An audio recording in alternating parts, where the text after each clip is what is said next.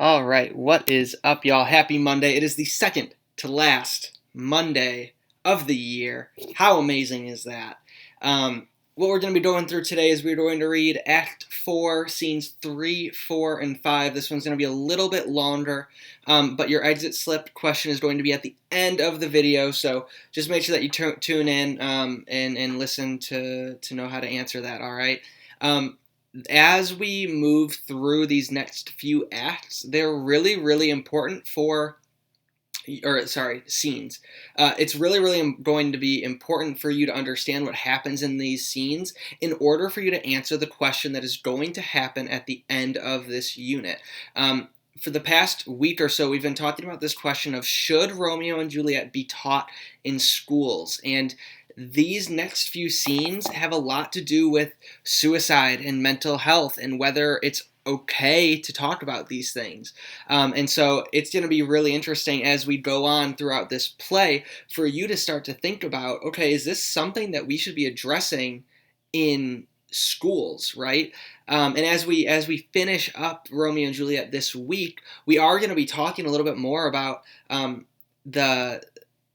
the role of suicide and love in this story. All right, this does not happen in this act, but we're kind of in the build up to that final part of this story. All right, so if you remember, last week we ended on Act 4, Scene 2, when Juliet said, you know what, I'm good to marry Paris. And she said that because she has a secret plan with Friar Lawrence that she is going to drink a potion that is going to essentially give her an appearance that she is dead, okay? And then Romeo is going to basically pick her up when she awakes, and they are going to run away and escape the Capulet and Montague houses, all right?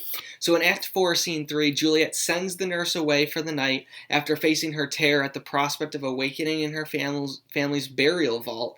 Juliet drinks the potion that Friar Lawrence has given her. So she's going to drink the potion, but she's going to come up with these thoughts that, oh God, what if I wake up in the burial tomb? Like, what if I wake up in a grave because they move so quickly and they bury me so quickly, okay? So Juliet and Nurse are talking together. Hey, those attires are best, but gentle nurse, I pray thee leave me to myself tonight, for I have need of many orisons to move the heavens to smile upon my state, which, well thou knowest, is cross and full of sin.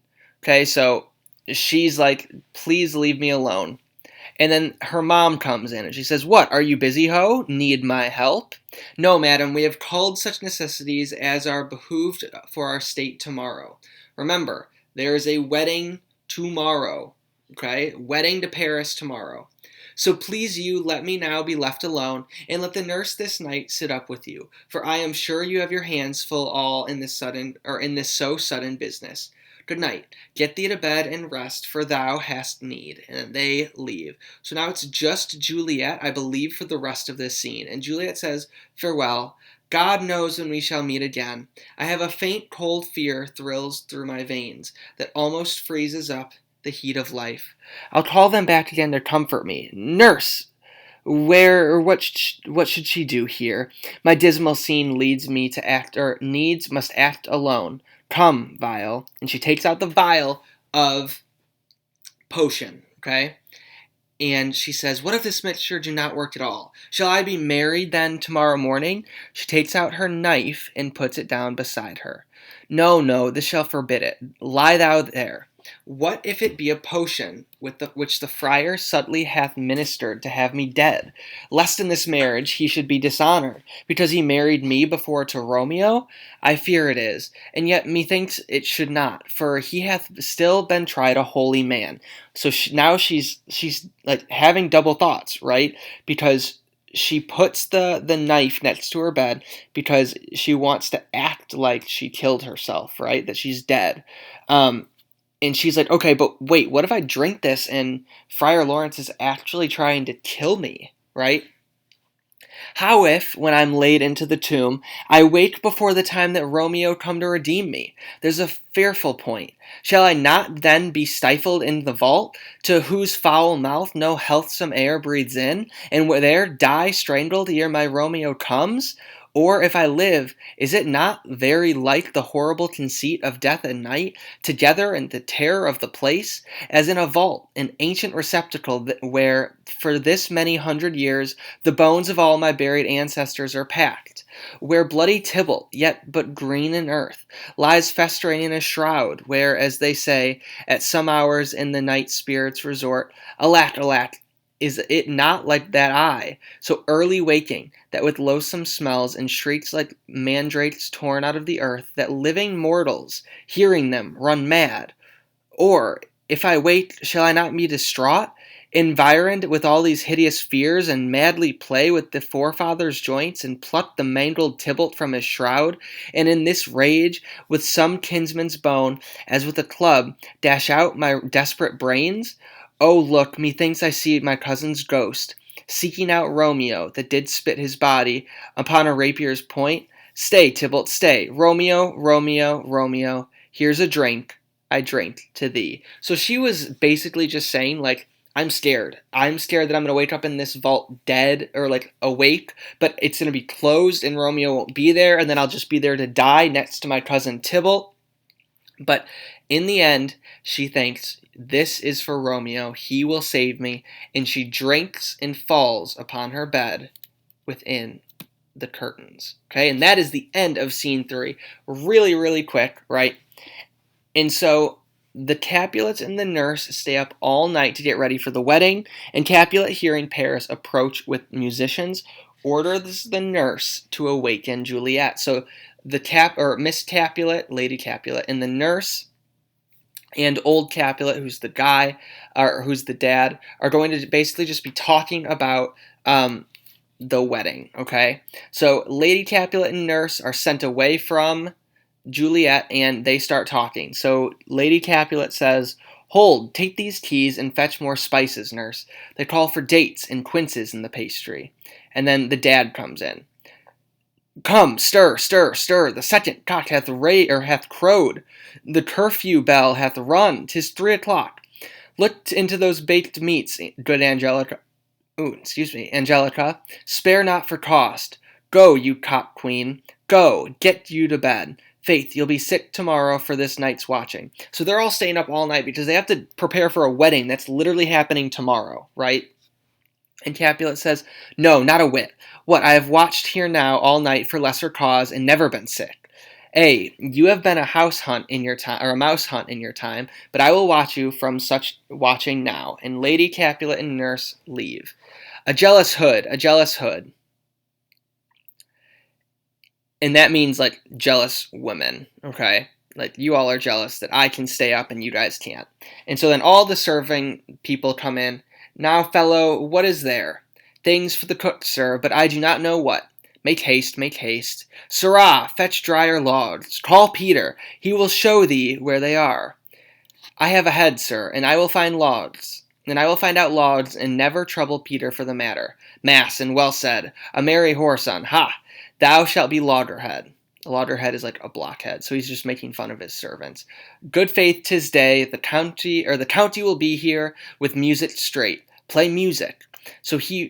For he said he would. I hear him near. "Nurse, wife, what ho, what nurse, I say." And then the nurse comes back, and he says, "Go waken Juliet. Go and trim her up. I'll go and chat with Paris. Hi, make haste, make haste. The bridegroom, he is come already. Make haste, I say." And she goes to find Juliet. Okay? So Paris is now here, and Juliet, remember, looks like she's dead. Okay? And so let's see what happens in this final scene of Act 4. The nurse finds Juliet in a death-like trance caused by the friar's potion and announces Juliet's death. Juliet's parents in Paris join the nurse in lamentation. Friar Lawrence interrupts them and begins to arrange Juliet's funeral. The scene closes with an exchange of wordplay between Capulet's servant Peter and Paris's musicians. Okay? So the nurse approaches the bed, which Juliet is in. Remember, Juliet is not dead, okay? Juliet is asleep. She is not dead, but she looks like she's dead. And the nurse says, "Mistress, what mistress? Juliet, fast! I warrant her, she. Why, lamb, why, lady, fie, you slutterbed." I don't know what that means. "Why, love, I say, madam, sweetheart, why, bride, what, not a word? You take your pennyworths now. Sleep for a week, for the next night, I warrant, the county Paris hath set up his rest, that you shall rest but little. God forgive me, Mary, and amen. How sound is she asleep? I needs must wake her. Madam, madam, madam, aye, let the county take you in your bed. He'll fright you up, I faith. Will it not be?" And she opens the bed curtains. "What, dressed and in your clothes, and down again? I must needs wake you. Lady, lady, lady, alas, alas, help, help, my lady's dead. Oh, where a day that ever I was born. Some aqua vitae, ho! My lord, my lady." That means, like, usually brandy. But she's like, "Oh, you're asleep." And then all of a sudden it dawns on the nurse that, like, Juliet's dead. Like, Juliet's straight up dead. Okay? So then Lady Capulet comes in and she says, "What noise is here? Oh, lamentable day. What is the matter? Look, look, oh, heavy day." And you gotta keep in mind, like, Nurse is broken up about this because Nurse has practically cared for Juliet her entire life. And so to see Juliet dead is, like, really bad, right? And Nurse says, "Look, look, oh, heavy day. Oh, me, my child, my only life, revive! Look up, or I will die with thee. Help, help, call help." And Capulet comes in and says, "For shame, bring Juliet forth. Her lord is come." And Nurse says, "She's dead, deceased. She's dead. Alack the day. Alack the day. She's dead, she's dead, she's dead." And Capulet says, "Ha, let me see her. Out. Alas, she's cold. Her blood is settled and her joints are stiff. Life and these lips have long been separated. Death lies on her like an untimely frost upon the sweetest flower of all the field. Oh, lamentable day! Oh, woeful time! Death that hath taken her hence to make me wail ties up my tongue and will not let me speak." So Capulet is, like, really, really, really broken up about this because this is his daughter that is dead. And they probably have a good feeling that the reason why she took her life is because they are forcing her to marry Paris, right? So Friar Lawrence comes in with Paris and with other musicians because the friar's been called. He's made his way over. "Come, is the bride ready to go to church?" "Ready to go, but never to return. O son, the night before thy wedding day hath death lain with thy wife. There she lies, flower as she was, deflowered by him. Death is my son-in-law, death is my heir. My daughter he hath wedded. I will die and leave him all. Life, living, all is death's. Have I thought long to see this morning's face, and doth it give me such a good sight doth it give me such a sight as this?" So he's like, "I've waited so long for this, and she's dead now?" And Lady Capulet says, "Accursed, unhappy, wretched, hateful day, most miserable hour that ever time saw, in lasting labor of his pilgrimage, but one poor and loving child, but one thing to rejoice and solace in, and cruel death hath catched it from my sight. Oh, woe, oh, woeful, woeful, woeful day. Most lamentable day, most woeful day that ever I did yet behold. Oh day, oh day, oh day, oh hateful day. Never was seen so black a day as this. Oh woeful day, oh woeful day. Beguiled, divorced, wronged, spite, slain. Most detestable death by thee beguiled, by cruel, thee quite overthrown. O love, O life, not life, but love and death. All this is basically them just freaking out about Juliet being dead, everyone, just so everyone knows. Despised, distressed, hated, martyred, killed, uncomfortable time. Why camest thou now to murder our solemnity? O child, my soul, and not my child. Death or dead art thou. Alack, my child is dead, and with my child my joys are buried. And Friar basically comes in and says, wait, like, everything will be okay. Let's try and set this up, okay?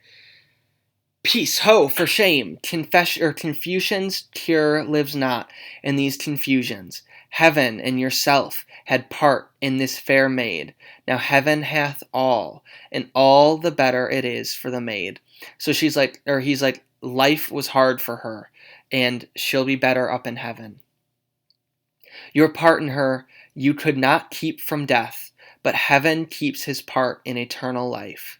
The most you sought was her promotion, for 'twas your heaven she should be advanced. And weep you now, seeing she is advanced above the clouds, as high as heaven itself? Oh, in this love you love your child so ill that you run mad, seeing that she is well. So Friar's like, you did everything that you could in order to make sure that she lived a happy life. Remember, Friar knows that she's not actually dead, right? And she's like, he's just trying to comfort them, right?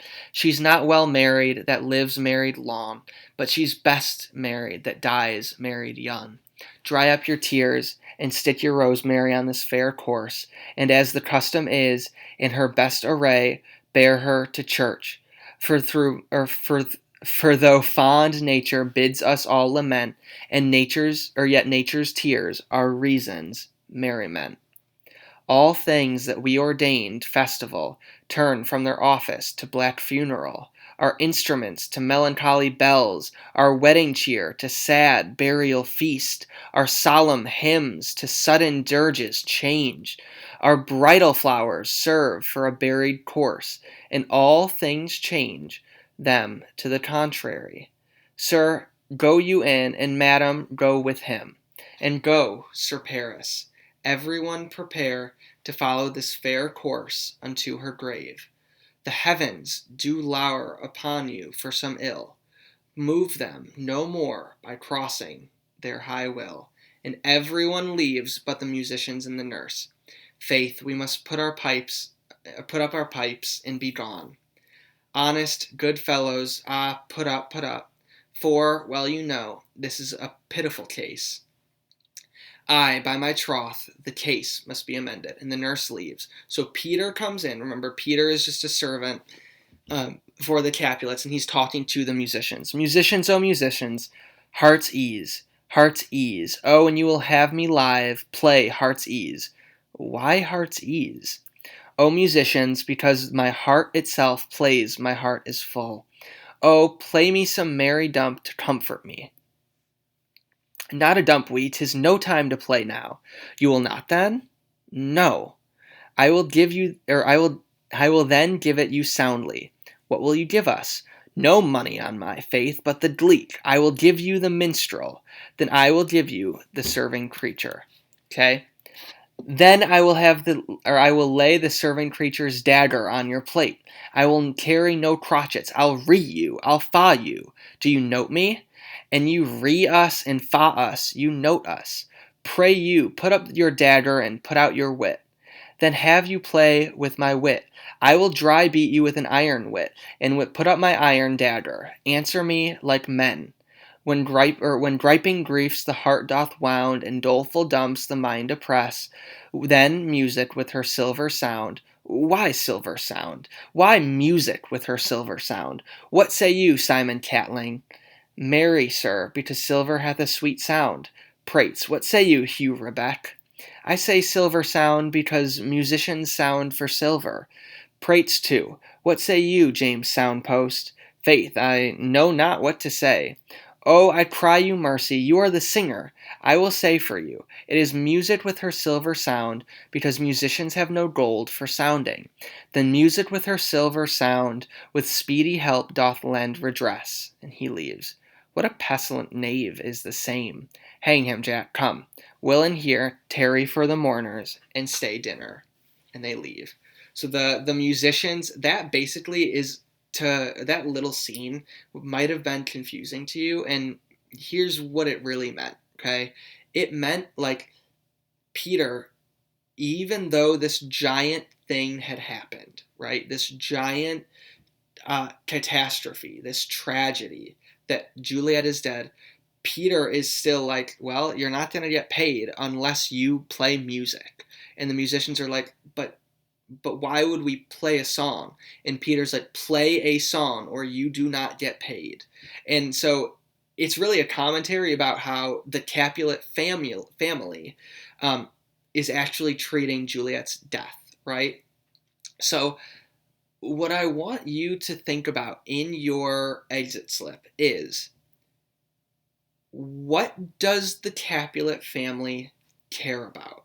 What do they value? Do they actually care about Juliet's death, or do they care more about Juliet not getting married more? Okay?